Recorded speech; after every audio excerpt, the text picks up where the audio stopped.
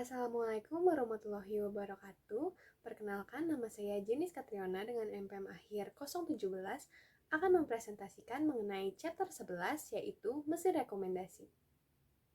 Di sini saya diberikan kesempatan untuk menjelaskan chapter 11 bersama dengan Claudia dengan pembagian sebagai berikut. Saya sendiri, Jenis Katriona, akan menjelaskan chapter 11 part pertama, lalu akan dilanjutkan oleh Claudia dengan chapter 11 part 2. Pernahkah kita mendapat rekomendasi film setelah menonton di Netflix? Atau rekomendasi produk setelah melihat di Shopee? Itu merupakan bagian dari mesin rekomendasi. Mesin rekomendasi sendiri, yang biasa disebut dengan recommendation engines, merupakan bagian dari kelas teknik machine learning yang memprediksi preferensi pengguna terhadap suatu item. Pengguna sendiri merupakan pelanggan atau calon pelanggan suatu barang ataupun produk. Tujuan suatu perusahaan dalam menggunakan mesin rekomendasi adalah untuk menghubungkan pelanggan dengan produk yang diinginkan pelanggan. Mengapa kita atau suatu perusahaan membutuhkan mesin rekomendasi? Karena mesin rekomendasi memberikan pengalaman yang dipersonalisasi. Selain itu, mesin rekomendasi juga dapat meningkatkan kepuasan pelanggan. Tidak semua individu memiliki preferensi yang sama, sehingga pengalaman yang dipersonalisasi akan meningkatkan kepuasan dari pelanggan terhadap perusahaan. Selain itu, mesin rekomendasi juga memperbaiki kinerja bisnis, karena dengan mesin rekomendasi, perusahaan dapat memprediksi dan menyesuaikan rekomendasi produk secara individual dan relevan bagi penggunanya. Beberapa contoh penerapan mesin rekomendasi. Contohnya seperti teman yang mungkin Anda kenal atau koneksi yang direkomendasikan. Dua penerapan ini biasanya digunakan pada platform media sosial, seperti contohnya Instagram, TikTok, ataupun Twitter. Lalu ada umpan berita dan umpan tweet. Penerapan ini biasa digunakan pada Twitter. Lalu ada pelanggan yang membeli barang ini juga membeli dan produk unggulan. Dua penerapan ini biasanya digunakan pada platform e-commerce seperti Shopee, Tokopedia, dan yang lain sebagainya. Lalu Anda mungkin juga menyukai film yang direkomendasikan dan tontonan berikutnya. Tiga penerapan ini biasanya digunakan pada aplikasi seperti Netflix, YouTube, dan lain sebagainya. Terdapat tiga penerapan dari mesin rekomendasi. Yang pertama, rekomendasi produk, yang kedua, rekomendasi konten, dan yang ketiga, rekomendasi hiburan. Rekomendasi produk atau product recommendation merupakan aplikasi pemberi rekomendasi paling awal di dunia digital, yang dimana daftar yang direkomendasikan diprediksi sebagai produk yang paling relevan untuk pelanggan tertentu. Daftar rekomendasi ini didasarkan pada pembelian sebelumnya atau data dari aliran klik pelanggan. Contohnya seperti daftar terlaris, produk baru, produk terkait, atau pelanggan lain juga membeli ini. Lalu yang kedua merupakan rekomendasi konten atau content recommendation. Digunakan untuk meningkatkan kelekatan situs konten atau meningkatkan relevansi konten dengan penggunanya. Rekomendasi ini didasarkan pada perilaku pengguna di masa lalu dan perilaku pengguna lain pada situs tersebut. Lalu yang ketiga yaitu rekomendasi hiburan atau entertainment recommendation.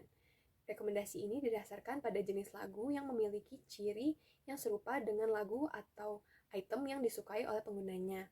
Contohnya seperti banyak digunakan rekomendasi lagu pada aplikasi streaming musik. Berikutnya merupakan konsep dari mesin rekomendasi. Mesin rekomendasi sendiri bertujuan untuk memprediksi minat pelanggan terhadap produk dan memberikan rekomendasi personal untuk menjaga keterlibatan dan kepercayaan dari pelanggannya. Sehingga mesin rekomendasi membutuhkan informasi tentang pelanggan, produk, dan preferensi produk dari pelanggan yang diperoleh dari kecenderungan preferensi pelanggan terhadap produk di masa lalunya. Seperti contohnya dari rating ataupun ulasan dari pelanggan. Preferensi pengguna diukur dalam bentuk peringkat seperti peringkat 1-5 atau tanda suka dan tidak suka. Pada gambar 11.1 terdapat contoh model umum dari mesin rekomendasi, di mana terdapat rating dari beberapa items yang diberikan oleh pelanggan. lalu masuk ke mesin rekomendasi. Kemudian mesin rekomendasi akan memberikan rekomendasi produk yang paling relevan dengan penggunanya. Matriks utilitas atau matriks peringkat merupakan format masukan yang paling umum untuk mesin rekomendasi. Tantangan dari matriks utilitas sendiri yaitu adanya sel kosong pada matriks peringkat.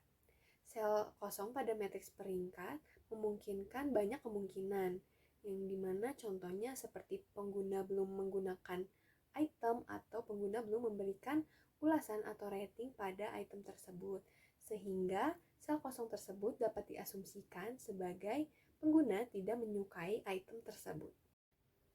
Berikutnya merupakan perbedaan dan perbandingan analisis asosiasi dan mesin rekomendasi, di mana dalam segi pendekatannya, analisis asosiasi menganalisis pola pembelian secara global, sedangkan mesin rekomendasi memperhitungkan preferensi individual dari penggunanya. Lalu dalam segi personalisasi, analisis asosiasi tidak dipersonalisasi untuk penggunanya sehingga bersifat umum, sedangkan mesin rekomendasi menghasilkan rekomendasi yang dipersonalisasi bagi penggunanya. Lalu untuk faktor peringkat sendiri, analisis asosiasi tidak memperhitungkan peringkat masa lalu, sedangkan mesin rekomendasi memperhitungkan peringkat dan riwayat pembelian dari penggunanya.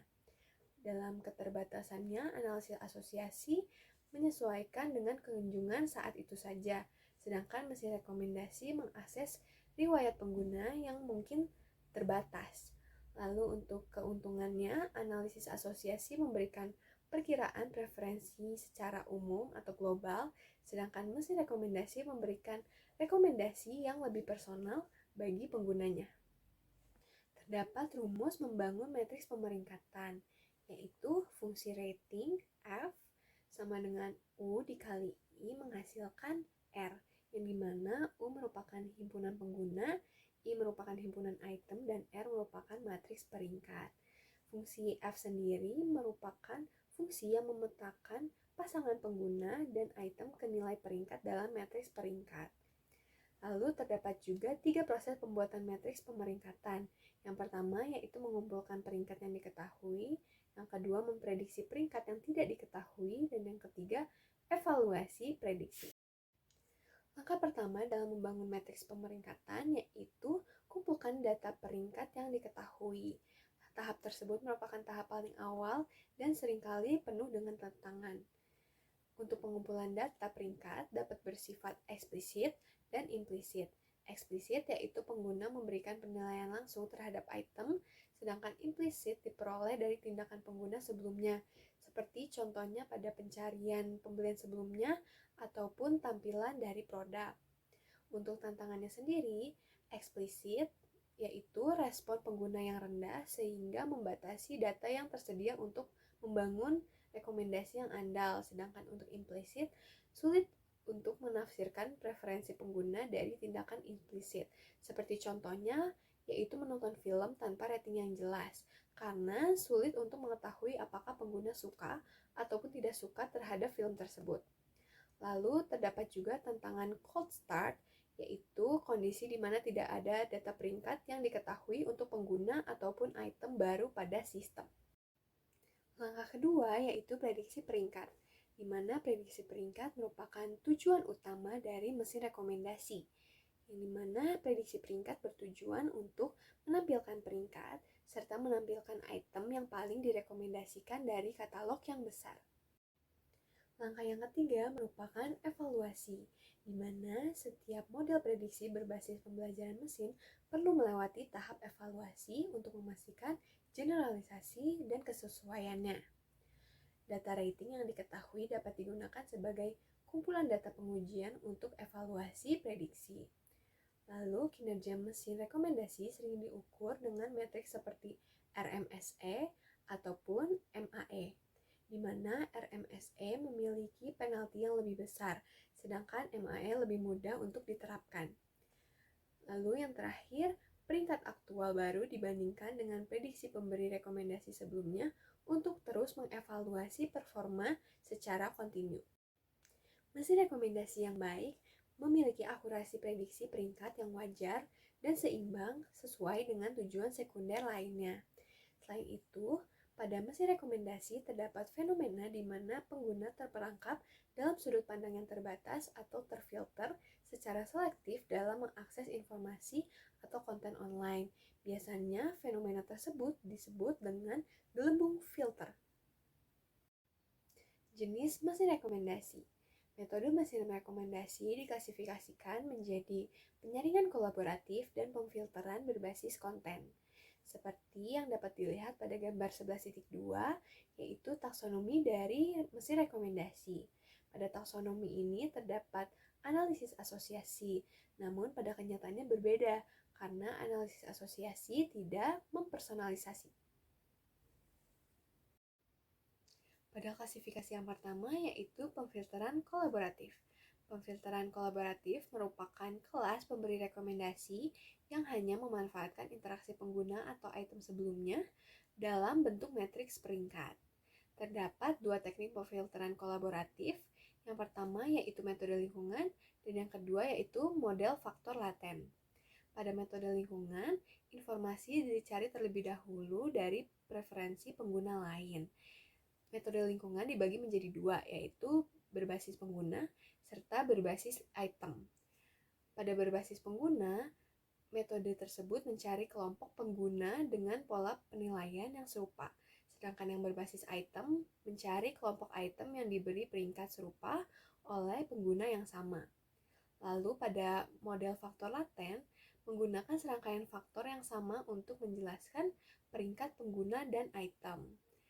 Faktor-faktor ini diambil dari matriks peringkat item pengguna yang dapat berupa dimensi atau tidak dapat ditaksirkan. Untuk pemfilteran kolaboratif ini, pendekatannya cukup kuat dalam membangun mesin rekomendasi karena memanfaatkan kesamaan preferensi pengguna untuk memberikan rekomendasi yang sesuai dengan pengguna tersebut. Klasifikasi yang kedua yaitu pemfilteran berbasis konten. Pada pemfilteran berbasis konten memanfaatkan atribut item seperti pemeran, produser, ataupun genre. Terdapat dua pendekatan. Yang pertama yaitu metode profil pengguna dan yang kedua mode pembelajaran yang diawasi atau yang biasa disebut dengan klasifikasi atau regresi. Pada pendekatan yang pertama, profil pengguna dikembangkan berdasarkan kesukaan terhadap atribut yang sama dengan profil item. Seperti contohnya, jika pengguna menyukai film-film Raditya Dika, maka mesin akan merekomendasikan film-film lainnya yang diproduserkan oleh Raditya Dika. Lalu, pada pendekatan yang kedua, menggabungkan matriks peringkat pengguna dan profil item menjadi satu kumpulan data untuk diolah. Selanjutnya, kita akan membahas lebih dalam mengenai pemfilteran kolaboratif. Pemfilteran kolaboratif didasarkan pada ide sederhana, yaitu pengguna akan memilih suatu item jika direkomendasikan oleh teman yang memiliki preferensi serupa. Sehingga algoritmanya memprediksi preferensi pengguna dengan mencari kelompok pengguna yang memiliki preferensi yang serupa. Fitur pemfilteran kolaboratif hanya mempertimbangkan interaksi masa lalu, yaitu matriks peringkat, serta tidak tergantung juga pada domain item, dan algoritmenya tidak memiliki pengetahuan tentang item. Contohnya seperti rekomendasi pada Google News, musik dari Last.fm, serta rekomendasi pengikut dari Twitter. Berikutnya merupakan kerangka umum dari pemfilteran kolaboratif, di mana terdapat matriks peringkat yang merupakan rating items dari beberapa user.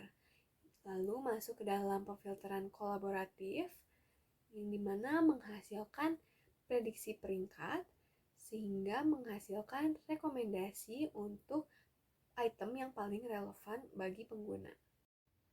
Seperti yang sudah dijelaskan, terdapat dua pendekatan pada pemfilteran kolaboratif. Yang pertama yaitu metode lingkungan dan yang kedua metode faktor laten. Selain itu, terdapat juga faktorisasi matriks, yaitu realisasi umum dari metode faktor laten, di mana pengguna dan item dipetakan menjadi sekumpulan faktor yang diekstraksi sendiri. Terdapat dua tahap pendekatan umum untuk metode berbasis lingkungan. Yang pertama yaitu menemukan kelompok pengguna atau item yang serupa yang telah memberi peringkat pada item atau pengguna yang dimaksud.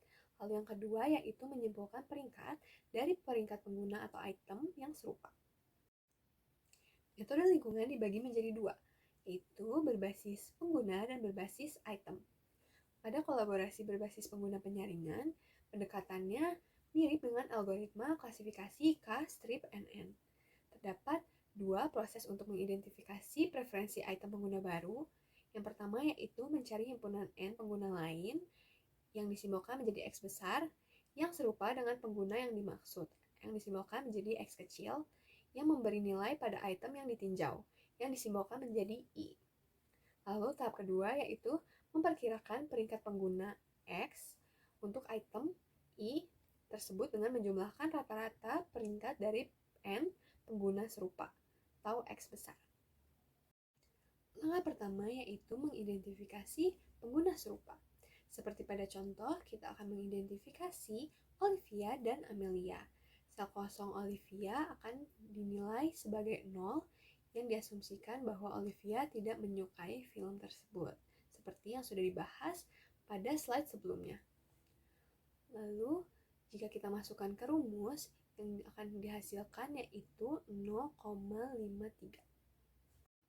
Lalu, kita akan memasukkan rumus Centered Cosine Similarity. Rumus tersebut digunakan untuk mengukur kedekatan dua vektor peringkat. Pada Olivia dan Amelia diperoleh hasil minus 0,65. Langkah kedua yaitu mengurangi peringkat dari pengguna sekitar. Setelah kelompok pengguna ditemukan, mudah untuk menyimpulkan prediksi rating. Jika kita memasukkannya ke dalam rumus, di mana N merupakan himpunan K pengguna yang serupa dengan pengguna X dan telah memberi peringkat pada item I. R sendiri adalah prediksi peringkat untuk pengguna X dan item I. SXU adalah skor kesamaan pengguna X dan pengguna U. Menggunakan rumus tersebut, jika kita hitung, prediksi rating film 2 untuk Olivia yaitu 0,05. Prediksi rating tersebut berada di atas rata-rata skor Olivia, yaitu 2,7. Oleh karena itu, prediksi rating akhir untuk film tersebut merupakan 2,75 bintang. Jika K tersebut adalah 1, ratingnya merupakan 3,7 bintang. Yang kedua merupakan pemfilteran kolaboratif berbasis item. Terdapat dua tahapan juga.